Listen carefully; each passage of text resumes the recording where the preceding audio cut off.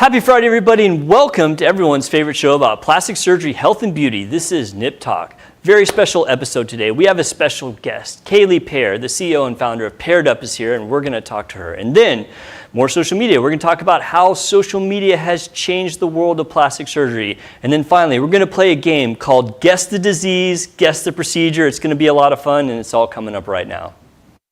Center in the heart of the Dallas Metroplex, this is Nip Talk, an honest and uncensored show about plastic surgery, health, beauty, and lifestyle, with your host, plastic surgeon Dr. Bruce Hermann, and your co-host, entrepreneur and social media influencer Sarah Bennett. Now it's time to discuss the good, the bad, and the ugly of the topics everyone is talking about. It's time for Nip Talk.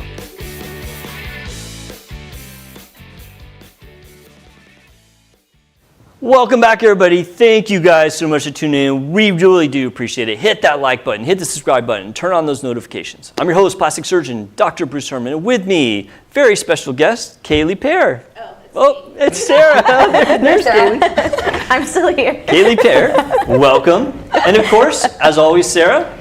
Hi. How you doing, Sarah? In the box, Travis, how are you, sir? I'm good. I thought we were going to Sarah next. Oh, I screwed up, Trey. Sorry, man. We should have practiced beforehand. It's all right. We got How it embarrassing correct. for us, but well, I think we'll make it. Well, Kalee, thank you so much for coming on. Yeah, I'm so excited. I consider you a good friend and also I guess we're business partners, business associates, yeah. And really appreciate that you come on, and I think that you have some great insights into something that has just consumed the world, which is social media. And so before we kind of, I want you to tell us about your business, but you have a very interesting background. Are you willing to share about that, about how you started out in this? Yeah, so it's actually fun because I haven't worn in IFB or whatever you call them in a really long time. So it's kind of fun to hear you in my ear, Travis. I was a meteorologist for 15 years prior to starting my social media company, and worked in several different television markets all over the country. I'm from Illinois originally, so I was in Southern Illinois, Central Illinois. I've actually worked every county in the state of Illinois. Oh wow! Is that common to bounce around from station to station? It is. Okay. Why does that happen? I mean, is it just step up? Or? Yeah, it's more kind of like you're building your resume. So the generation right before mine was more of a, hey, you get there, you stay there, and you stay there for a long time. But then you got kind of post 2007, 2008 market crash. Gotcha. And it was more of, hey, you have to move up to get a big pay jump. So you would jump from market to market. Plus, my goal was Chicago because I'm from south of Chicago. So my dream was to go to Chicago. Well, they're not going to hire a 20-year-old doing the weather in Chicago. You don't have the experience yet. Mm-hmm. So you kind of go around to different parts of the country, and I was in Birmingham, Alabama, Kansas City, Missouri, then Chicago, and then ended up here in Dallas. So just kept bouncing around, and then we adopted my little girl, and then it was kind of like starting to grow roots. Yeah, I didn't want to keep doing that anymore. I just can only imagine how unsettling it is to uproot yourself for whatever year, 2 years that you were going from job to job. Oh, I've moved. I think I've counted, me not like married or anything, I've moved 13 or 14 times. Jeez. That's crazy. Yeah, it is a lot. Ooh, it's terrible. We get that a tiny bit, in our business because, you got college, then med school, and it's typically not the same place, then residency, then fellowship, and then like me, another fellowship, and then finally wherever you land. Yeah. I mean, by the time that I was done with all that, it's like, I'm not moving again. Like, this is it. Like, I'm staying here. I don't care what happens. Yeah. Like, this is where, and I grew up here, so for me, it ended up being kind of where I wanted to be. Kalee, can I ask, since you are no longer like a meteorologist, do you still get people that like ask you to do like the meteorologist spiel? Yeah, no, I'm still a meteorologist technically, so are you okay? I'm just not on TV anymore, so I get to do it with a glass of wine now. Okay. That's really what Okay, this now that is. brings up a good question. Do you still dabble in the meteorology? Oh yeah, world? I still looked at them. I mean, I've looked at the models all week because I want to know if my daughter's gonna have her soccer games, and I play tennis, so that's like something I do for fun, and I'm really into it. And so the tennis team and the country club, they'll text me and be like, "All right, are we gonna have a match today?" What's your analysis of the weather today? The rock is wet. The rock is I like it. But yeah, it needs to go away. I do not like weather like I this. think there may be like an opportunity for like is there any meteorology podcasts out there? Like, is that a thing? There are some. Oh, are there? There's some Okay. I bet there's meteorologists ones that do about them. like tornado stuff. Yeah, so That's like more a about big tornadoes. thing. Yeah. I mean, like, it's exciting for me. You know, the other day I was at soccer with my daughter plays soccer, and the lady was asking me how, like, if it's warm outside, there's like ice coming from the sky, right? And I got so excited because that's one of my favorite things to teach people about is hail. Yeah. I love talking about hail. And so I started going, and I was like, this is bringing me to a really happy place. Like, I still love, you know, I mean, looking at the models and looking at the atmosphere and being able to do all that. So I still do it. So, I mean, I know that we're digressing really deep into meteorology, but I have one more question. Is that something like you wanted to do since you were a kid? Yes. You always wanted to do it? So when I was little, it was like kindergarten because I only went to half day. It was like back when half day kindergarten was a thing. And I would come home and I would eat lunch and I would take a nap, and my mom would ask, "What do you want to watch while you take a nap?" And it was the Weather Channel and the Frugal Gourmet guy who would like cook, which I'm not I don't like to cook, so the weather was the other one. Yeah. So I, from a very young age, was very into it. That's crazy. Like, Yeah. what do you think started that? Like, I mean, like, was it like one of your parents? Well, I was always really scared of tornadoes. It didn't matter what time of year. It could be snowing outside, and I would be freaked out there was going to be a tornado.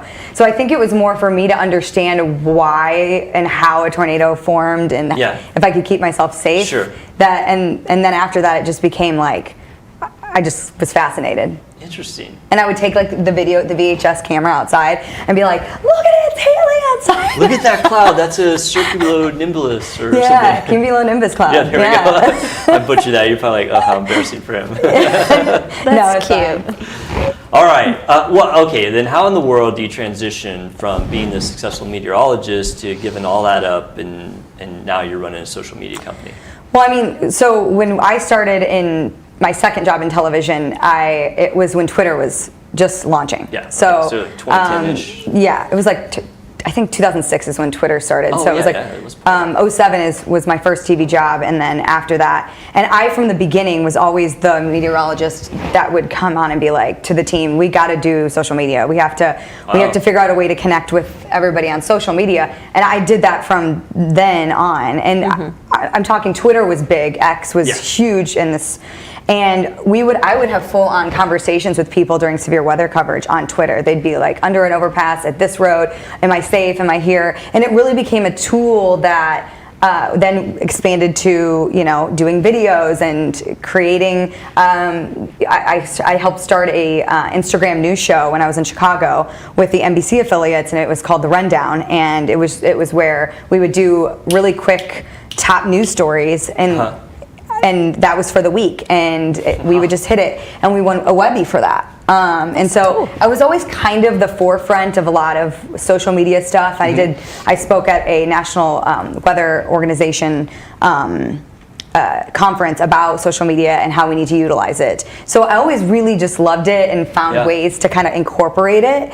And then one of my best friends that was in TV started her own YouTube channel back in 2006 as a beauty broadcaster, and she would do makeup stuff. And I watched her go from just doing it in her living room to being one of the major YouTube subscribers and seeing how that launches a business. And so I started seeing that, and I tried so many different things of my own, you know, with adoption and starting a YouTube channel there, and then I finally was like, why am I trying to do this for myself?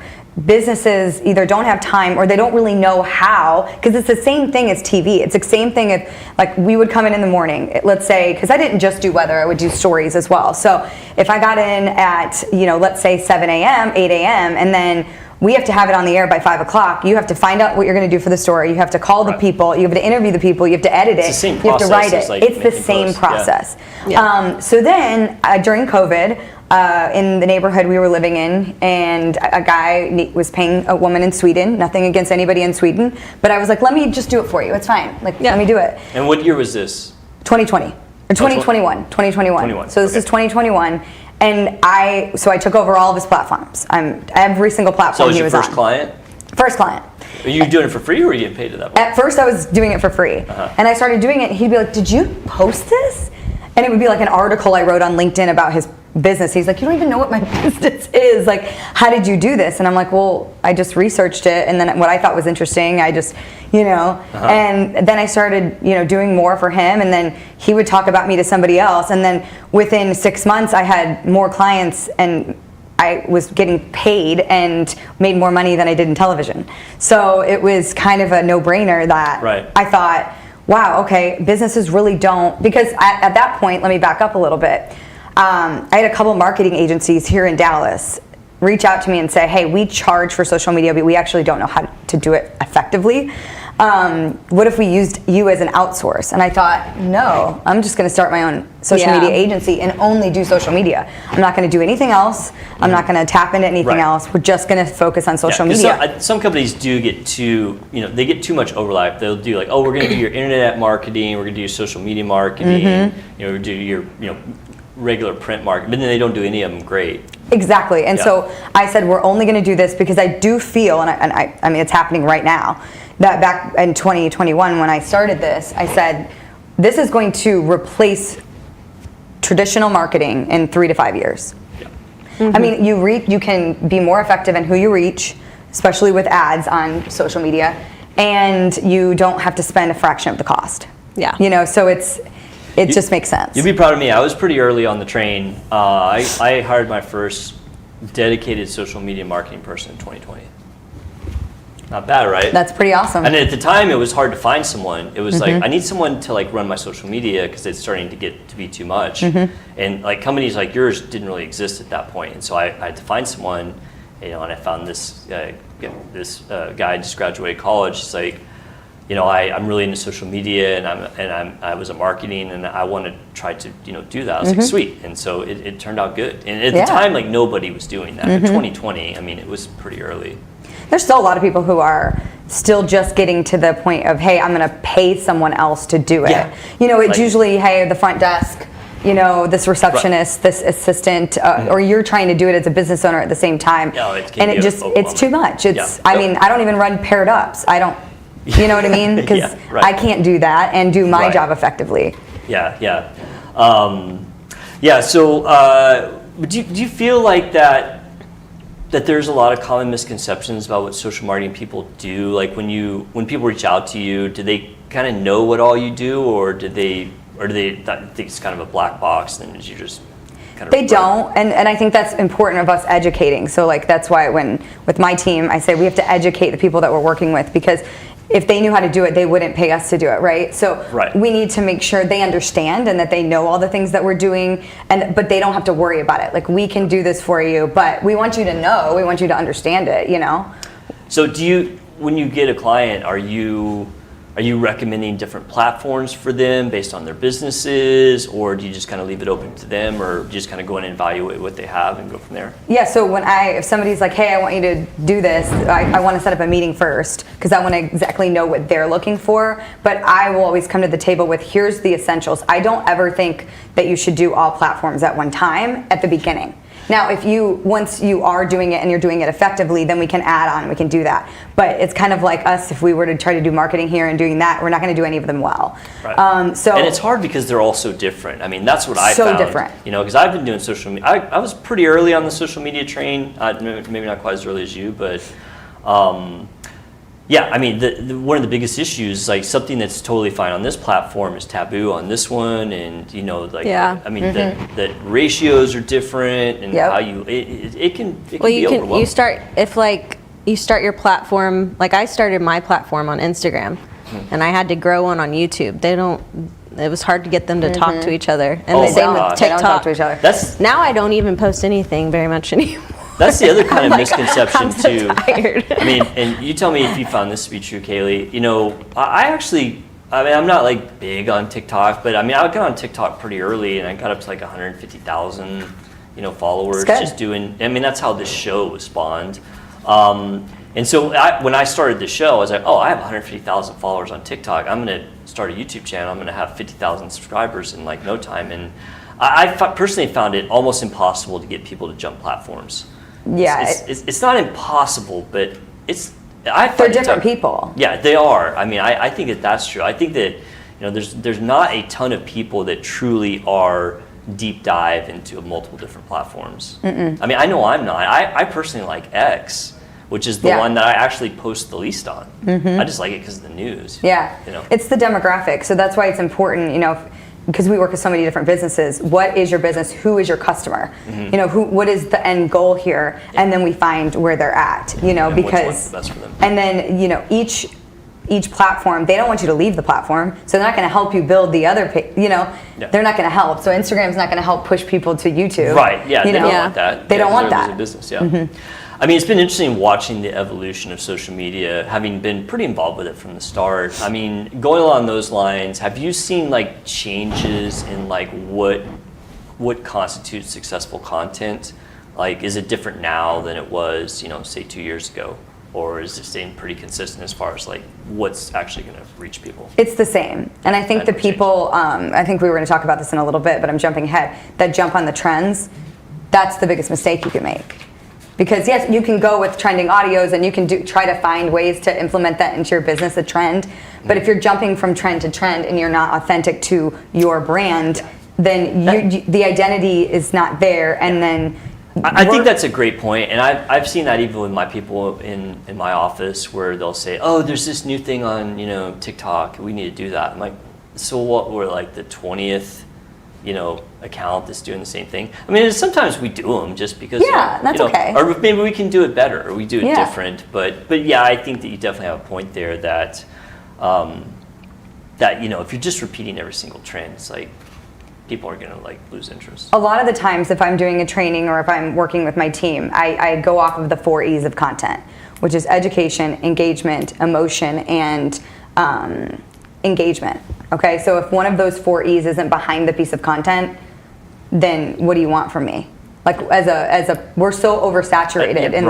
And there's so much stuff out there. So you have to tell me what you want from me. Boxes. Yep. Yeah. So, what do you find is one of the most common things that your clients, including myself, maybe aren't doing right? Like something that as a client we could do better to maybe make your job easier or just overall be more successful? That's a really good question, because it's knowing it's a partnership.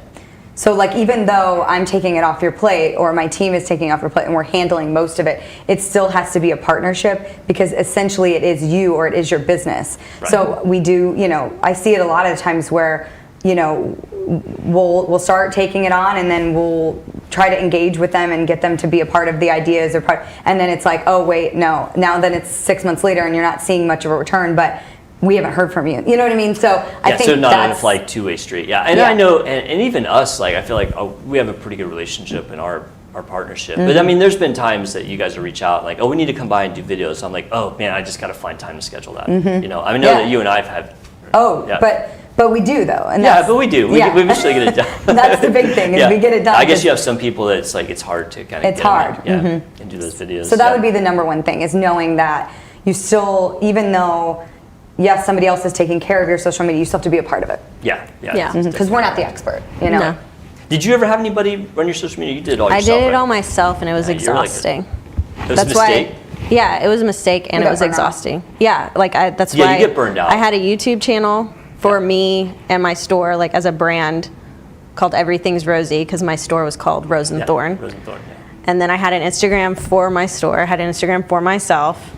And then I had like Pinterest for my store. I had TikTok for my store and myself. Yeah, it just gets all overwhelming. Of that stuff, and it just was exhausting. And I had a Facebook. Well, thankfully, one of my friends that I grew up with, she helped me do Facebook ads and Instagram ads, because I had no idea how to do that stuff for my store. But it was exhausting. I wish I would have had somebody to help me. It's a lot. Yeah, it's like an identity crisis. You know what I mean? Yeah, and my biggest problem was that I had this platform that developed on Instagram because of my ex, and most of his followers were men. So most of my followers were men, and I couldn't get away from them. And I had to try to like rebrand myself, and I couldn't. Oh, it's tough, right? It was so annoying. Yeah. So I know that we talked about like jumping on, maybe TikTok trends, not the greatest idea, but is there any just like social media kind of, I hate to say the word trends, I don't mean like a video trend, but like, is there any kind of focus in social media that's new the business should be paying attention to, or anything that's changed maybe in the past 6 months to a year that's like, hey, you should know that this is happening? I think influencer marketing and having influencers involved in your user-generated content is one of the biggest, I think, shifts that's not going away. I thought about that myself. Yeah, it's not going away, and like you do this. I used to do it. Yeah, and I used to be an influencer, so I still get emails asking, I'm going to send you this product for free. Will you talk about it? Yep. I still get that stuff. I haven't done it in a while. Yeah, I've done it before. Yeah. I mean, that is such a big thing. Like, it's huge. It doesn't matter. Your business could be like window installations or plumbing or something. It doesn't matter. I'm Sarah here to talk about these windows that I really I love. used to get it all the time, especially for YouTube. Like, they would send me a product that maybe I had to like put together. Right. And I would put it together, and then they'd give me money for putting it together. Wow. And I'd get this free thing. Yeah. It's just great. The rise of the influencer has been interesting to watch. Yeah. As someone on the outside, because I didn't consider myself at all influencer, and I gained followers, but I've seen people, they start small and suddenly they get this following, and then it's like they're talking about all these products. And I actually have a friend that does it, and I'm always amazed that they get all this stuff. They get all their dinners comped. And they get paid for posts and stories amazing. and One time I got during COVID. They were, Cinemark was advertising renting a whole entire movie theater for you and your family, so you didn't have to share it with anybody. And so me and my friend, like another single mom, we went there for free. All of the food, the tickets, blah, blah, blah. All of it was for free. and we just awesome. You just had to post. Yeah. That's amazing. I mean, this was something I was dabbling in at the beginning of Paired Up, was whether I had a side of it that was influencer marketing where then I could connect them very easily with clients. And so I was starting to represent a few influencers that I put to bed very quickly. That's too much. That doesn't need to be a part of it. But there was girls that were charging $10,000 a post. I never charged that much. No. Yeah, so That's crazy. It's pretty wild, but it's really impactful. So I think that it's not necessarily a trend, but it's a shift. I think that a lot of people are, still trying to figure out how to implement that in a strategy. But what's your feeling? I mean, speaking of trends, we probably have talked about this at one point. I'm a big fan of AI. How do you feel like AI is going to fit both into social media? Well, I know how it's fitting in social media. I can see. And Sarah and I were talking about this just in the show we did last week about how we were reading an article, and Sarah and I were convinced it was completely AI generated. Like that, the response was AI generated and the question was AI generated. So outside of that, where people are just creating content with AI, I mean, from your aspect, how do you see AI? Is like a tool, a threat? I think it's a tool. Yeah. I think you just have to be careful with the way you use it. I mean, we at Paired Up use it. We use AI. I use it literally all the time. Yeah, but you have to be careful because number one, you have to reword things the way that you would, the images things I can't wrap my head around yet. The one with 6 fingers. Yeah, I just can't do like that. We don't touch. But I think it's a good tool, and I think it should be used cautiously. But I think it could be very beneficial. Yeah, I use it all the time. In fact, I've gotten to the point where I create my own custom AIs to do certain tasks, and I've done pretty good. But I do, like when Sarah and I were looking at this thing, it's almost kind of distasteful when people try to pass off an authentic account or pass off an AI generated content or something. That drives me nuts. I see it. X is the worst. Yeah. Like there's Facebook's getting pretty bad too. Is it? I don't get on Facebook, even though I have Facebook, but. Yeah, AI is just a whole nother topic in general, but yeah, it's invading like every part of our life. Do you have any like particular campaigns you did or posts, like something that went insane viral that you remember? It's like, oh, this is our crown jewel, or? I mean, there's stuff. I think the biggest answer for this is posts that were done like a year ago that now all of a sudden are going viral. Oh, those are the best. Like where you're like, we've wait a had minute, videos. we did that a year ago for you. Yeah, and we had one on our channel where it was like one of our biggest videos is do you remember Sarah when we did a segment on lunchtime liposuction? Yeah. It got like 20 views.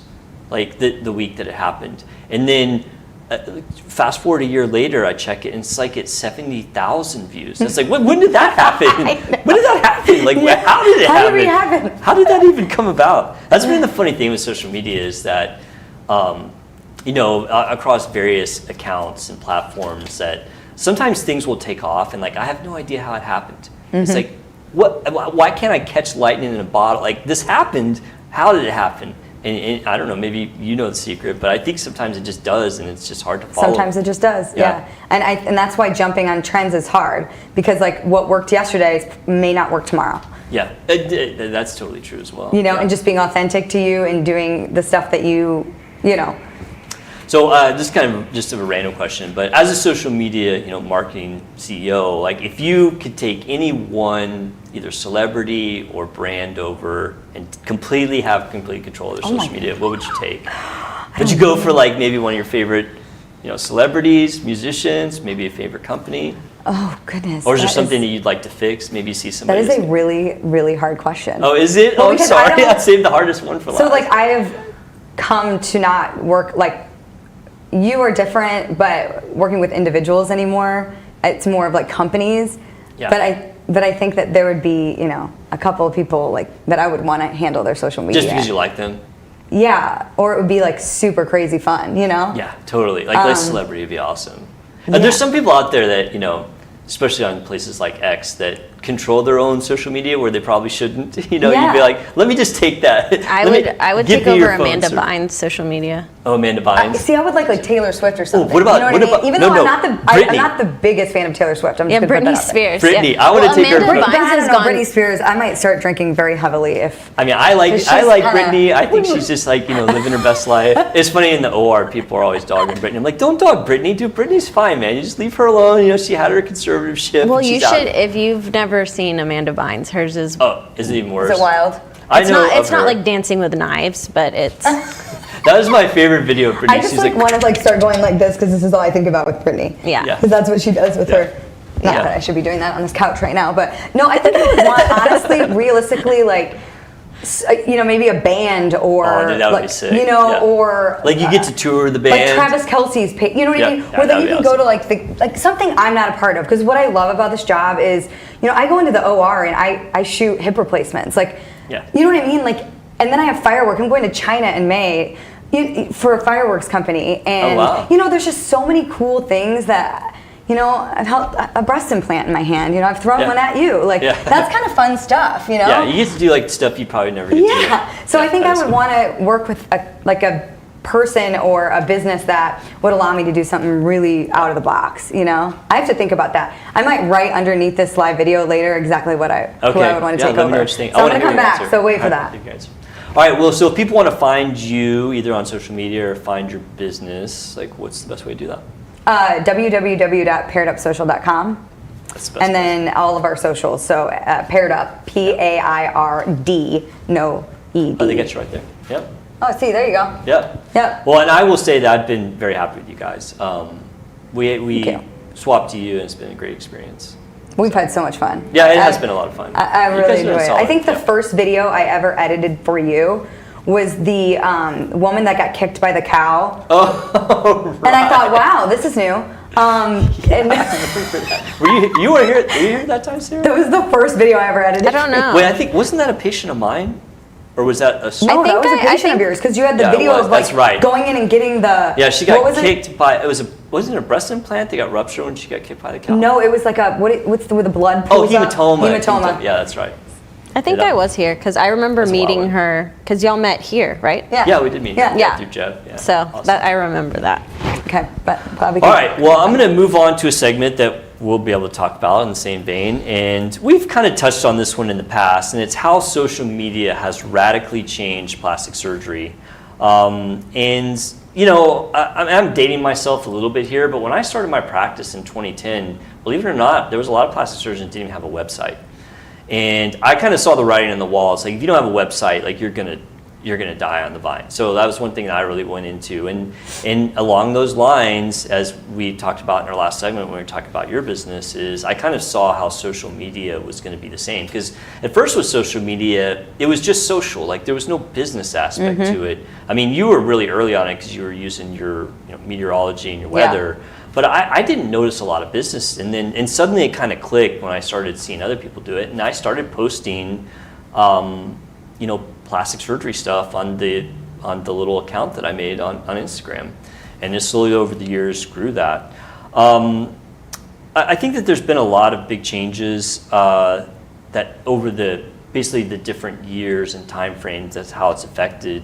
One of the ones that people always talk about is the explosion of the filters.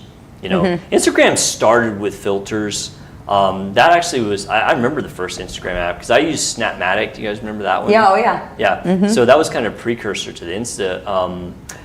But when Instagram started doing filters that change your appearance, that's when things started to get interesting. Yeah. Because people would change their appearance on these filters and be like, you know what, I like the filter better than real life.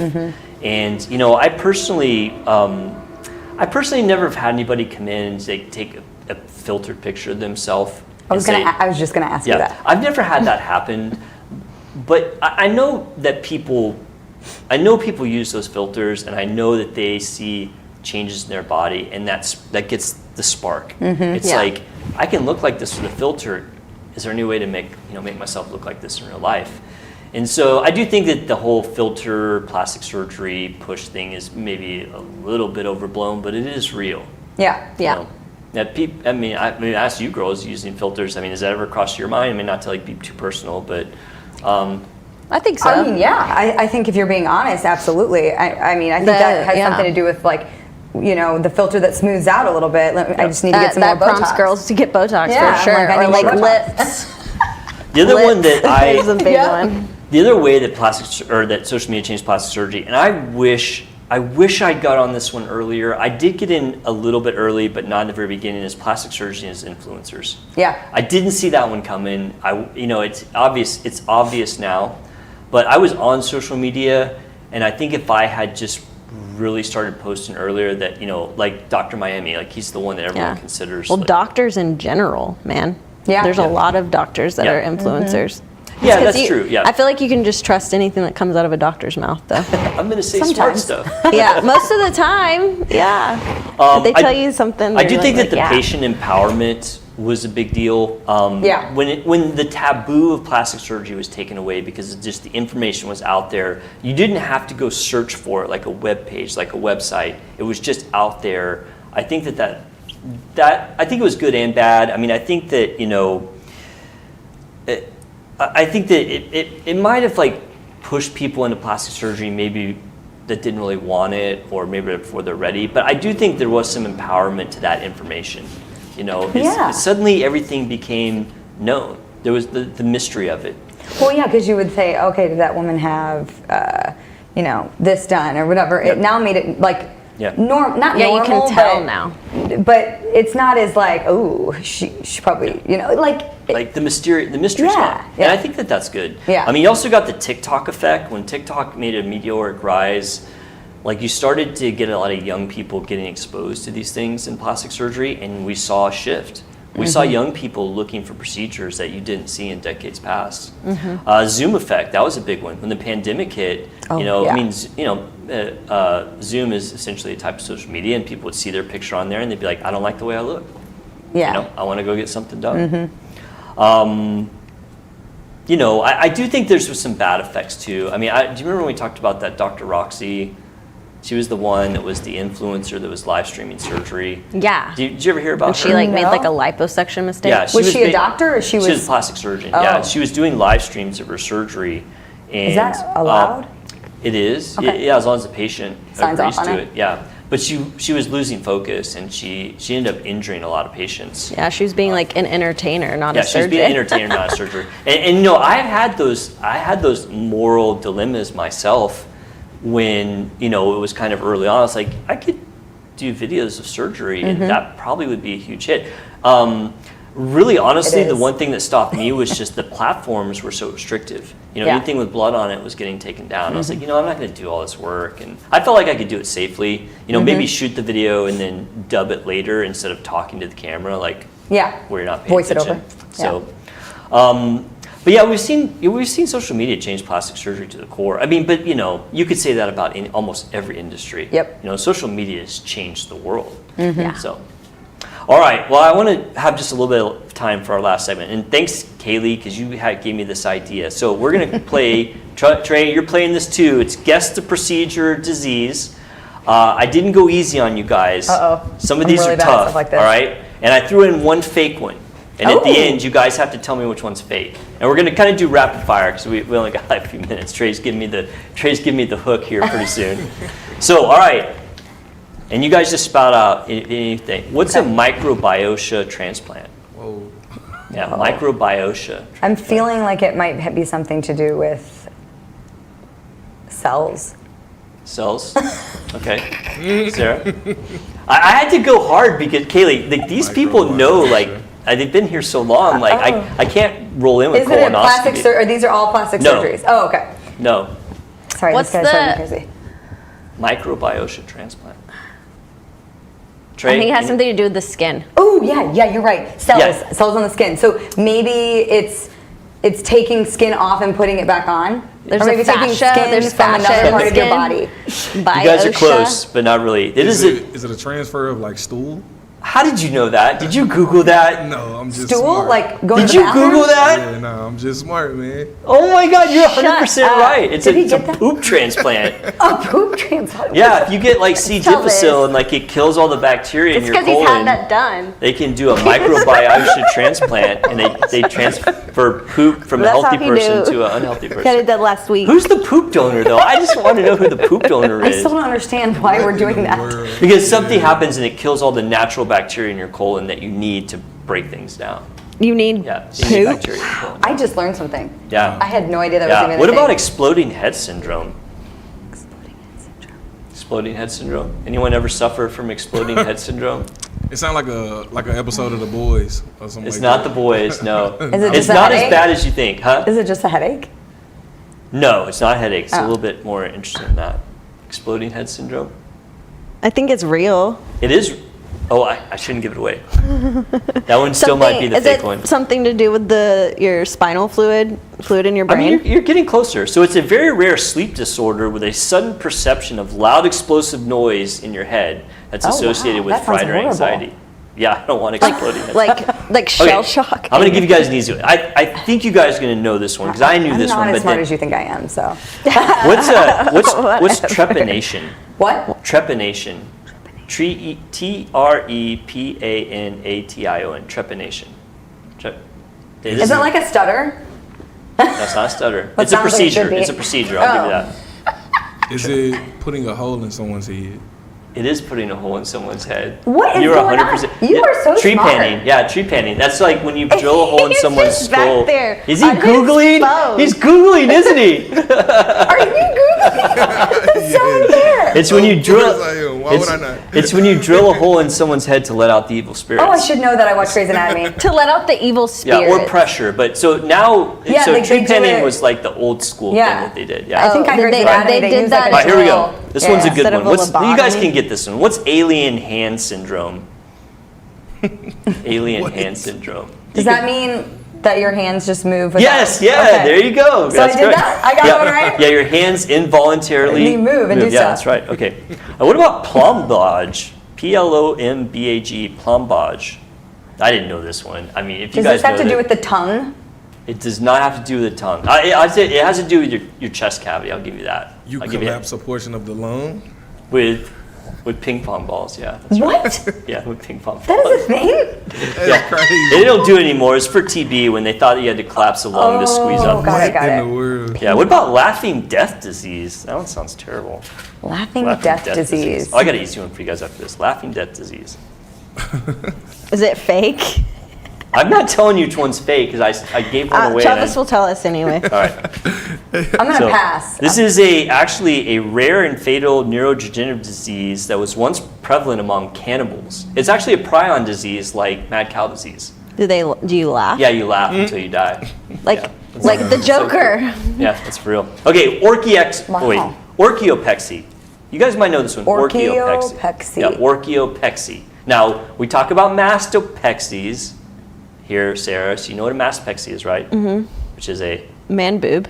Is that what it is? That's gynecomastia. You're close. Oh. Pexy, we lift. Okay. Pexy, so pexy, I'll give you a hint. Pexy means lift. So what's an orchiopexy? Actually, pexy means rearrange technically. A pexy means lift? Yeah, it can mean lift. Yeah. Is that like a butt lift? Ooh, you're close. It's actually it's instead of a lift, it's a pull down of an undescended testicle. Like if your ball's like up there and you got to bring it up, orchiopexy. Yeah. Interesting. If I knew how to spell it, I would have got it right. All right. What about spontaneous dental hydroplosion? That's fake. Wait, you think that one's Because of fake? your face. You think that one's fake? Dental hydro explosion. I don't know if I could repeat it back Yeah, correctly. spontaneous. It's where your teeth turn to liquid and they drip down the back of your throat. Okay, that's fake. It's fake. You think that one's fake? You think of all your those other face. ones are real, but that one's fake? It's because of your face. I Is don't it think fake? if a tooth can turn to liquid, I'm gonna have nightmares tonight. So thank you for doing That that. sounds to me. like a bad dream. Then. I probably won't sleep tonight. Here, this is good. What about Cotard's syndrome? Coatards. I feel like it's like a hemorrhoid situation. This one's crazy. Cotard. If you haven't heard of that, you never think this one's. I mean, I don't know. I had to pick some that were interesting. So this is a rare neuropsychiatric condition where a person truly believes that they are dead, don't exist, or they've lost their body organs.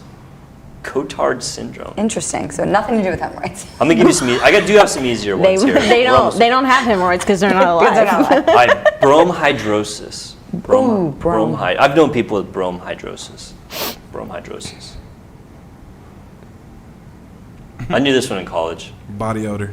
Yeah. Oh, Like I not had just body body odor. odor. We're talking like the foulest. It's like an issue with certain glands that reacts with bacteria, and it's like above and beyond BO. You know, I do not have BO.